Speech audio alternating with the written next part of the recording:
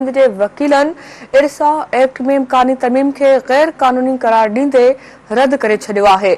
वकीलन पारां सिंध दुश्मन ऑर्डिनेंस जारी थियण ते एहतजाज ऐं कानूनी रस्तो अख्तियार करण जो ऐलान कयो पियो आहे। वकीलन अॻवाननि जो चवणु आहे त वफ़ाक़ 1991 वारे पाणी विर्छ जी भन कड़ी करे रहियो आहे। वकील अॻवाननि जो चवणु हो त इरसा एक्ट में तरमीम सां सिंध समेत समूरनि सूबनि खे नुक़सान थींदो। नाज़रीन, अहम ख़बर सां शेयर कयूं पिया त सिंध जे वकीलनि इरसा एक्ट में इम्कानी तरमीम के गैर कानूनी करार ॾींदे रद्द करे छॾियो आहे। वकीलनि पारां सिंध दुश्मन ऑर्डिनेंस जारी थियण ते एहतजाज ऐं कानूनी रस्तो अख्तियार करण जो ऐलान कयो वियो आहे। वकील अॻवाननि जो चवणु आहे त वफ़ाक़ 1991 वारे पाणी विर्छ जी भन कड़ी करे रहियो आहे।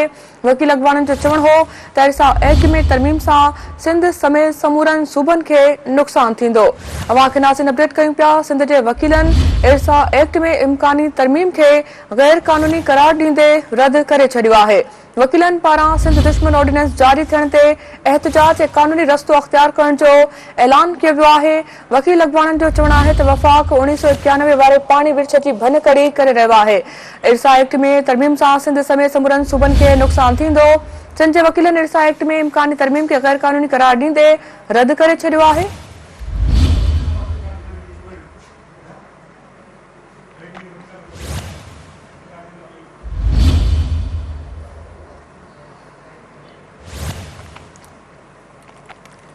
सिंध जे वकीलनि इरसा एक्ट में इम्कानी तरमीम के गैर कानूनी करार ॾींदे रद्द करे छॾियो आहे। वकीलनि पारां सिंध दुश्मन ऑर्डिनेंस जारी थियण ते एहतजाज ऐं कानूनी रस्तो अख्तियार करण जो ऐलान कयो वियो आहे। वकील अॻवाननि जो चवणु आहे त वफ़ाक़ 1991 वारे पाणी जी विर्छ जी भन कड़ी करे रहियो आहे। वकील अॻवाननि चयो त इरसा एक्ट में तरमीम सां सिंध समेत समूरनि सूबनि खे नुक़सान थींदो।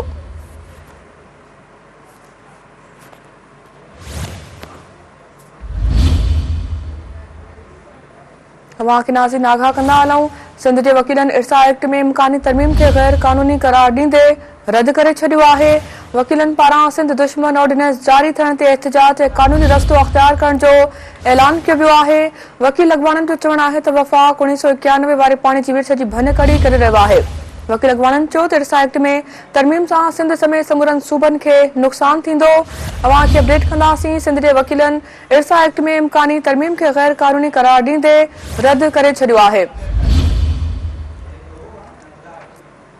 वकीलनि पारां सिंध दुश्मन ऑर्डिनेंस जारी थियण ते एहतजाज ऐं कानूनी रस्तो अख्तियार करण जो ऐलान कयो वियो आहे। इन हवाले सां तफ़सील सां राब्तो कयो आहे कराची में Sindh TV news reporter Sikandar Bhutto सां। जी सिकंदर, अपडेट कजो, छा चवणु आहे वकील अॻवाननि जो? जी सिंध जे वकील अॻवाननि इरसा तरमीमी एक्ट सिंध लाइ ख़तरनाक साज़िश करार ॾेई छॾियो आहे। वकील अॻवाननि चयो आहे त इरसा तरमीमी एक्ट खे असां सख़्त लफ़्ज़नि में मज़म्मत कयूं था। सिंध जे कानूनदाननि इरसा एक्ट में इम्कानी तरमीम खे गैर कानूनी करार ॾींदे रद्द करे छॾियो आहे। वकील अॻवाननि सिंध बार काउंसिल जे अॻूणे vice chairman Zulfiqar Khan Jalbani, supreme court के सीनियर वकील वहाब बलोच, सुप्रीम कोर्ट के सीनियर वकील दाऊद नारेचे, सीनियर वकील जावेद काजी, जाम हबीबुल्ला लखण, मोहम्मद मुनसिफ, गुलाम रसूल सहो, अशरफ समो ऐं ॿियनि वकील अॻवाननि सिंध टीवी न्यूज़ सां ॻाल्हि ॿोल कंदे चयो आहे त वफ़ाक़ 1991 वारे पाणी वारे विर्छ जी भनकड़ी करे रही आहे, जंहिंसां सिंध समेत समूरनि सूबनि खे नुक़सान थी रहियो आहे। वकील अॻवान ज़ुल्फ़कार जलबानी, जाम हबीबुल्ला लखण ऐं ॿियनि सिंध टीवी न्यूज़ सां ॻाल्हाईंदे चयो आहे त वफ़ाक़ पारां इरसा एक्ट में इम्कानी तरमीम जे फ़ैसिले जी मज़म्मत कयूं था। हुननि चयो त सिंध खे पाणी जो अॻु में ई मसइलो आहे, हाणे सिंध खे वधीक सुकाइण जी साज़िश कई पई वञे। वकील अॻवान दाऊद नारेचे ऐं ॿियनि चयो त सिंध में पहिरें पाणी जी कमी आहे। कोटड़ी डाउन स्ट्रीट में पाणी नथो वञे।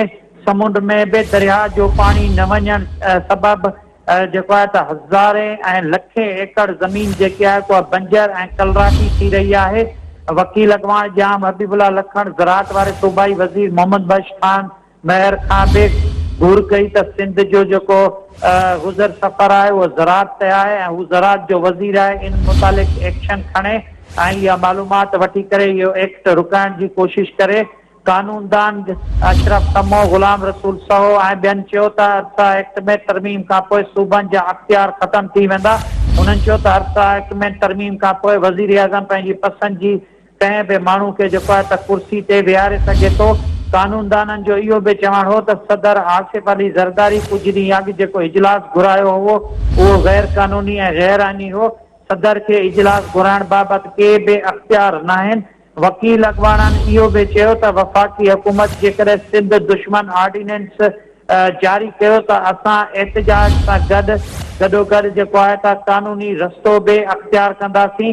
सिंध जे वकीलनि इहो बि चयो त जेकॾहिं इहा पाणी जी विच सां हथ चुरांद कई वई त जेके नंढा सूबा आहिनि उहे महरीमी जो अॻु बि शिकार आहिनि। हाणे बि उन्हनि जा जेके हक़ आहिनि उहे गज़ब कया वेंदा ऐं सिंध जी जेकी हज़ारे या लखे एकड़ ज़मीन जेकी आहे त वधीक उहा बंजर थी वेंदी ऐं उनखां अलावा बलूचिस्तान ऐं KPK जेके नंढा सूबा आहिनि उन्हनि ते बि एॾो असरु पवंदो जो उहा ज़राई ज़मीनूं जेके आहिनि त उहे कास जे क़ाबिल न रहंदियूं। जी फरा ठीक है, सिकंदर नवाज़ सां तफ़सील ॾियण जे लाइ महिरबानी अव्हां जी।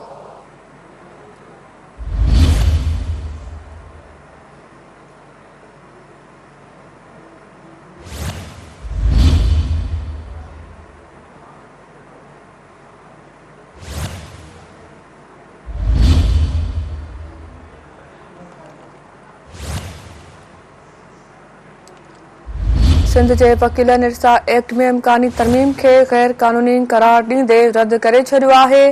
वकीलनि पारां सिंध दुश्मन ऑर्डिनेंस जारी थियण ते एहतजाज ऐं कानूनी रस्तो अख़्तियार करण जो ऐलान कयो वियो आहे।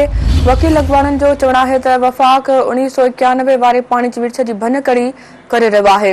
वकील अॻवाणनि मूजिबि इरसा एक्ट में तरमीम सां सिंध समेत समूरनि सूबनि खे नुक़सान थींदो। सिंध जे वकीलनि इरसा एक्ट में इम्कानी तरमीम खे गैर कानूनी करार ॾींदे रद्द करे छॾियो आहे। वकीलनि पारां सिंध दुश्मन ऑर्डिनेंस जारी थियण ते एहतजाज ऐं कानूनी रस्तो अख़्तियार करण जो ऐलान कयो पियो आहे। वकील अॻवाणनि जो चवणु आहे त वफ़ाक़ 1991 वारे पाणी जी विर्छ जी भञकड़ी करे रहियो आहे। वकील अॻवाणनि मूजिबि इरसा एक्ट में तरमीम सां सिंध समेत समूरनि सूबनि खे नुक़सान थींदो।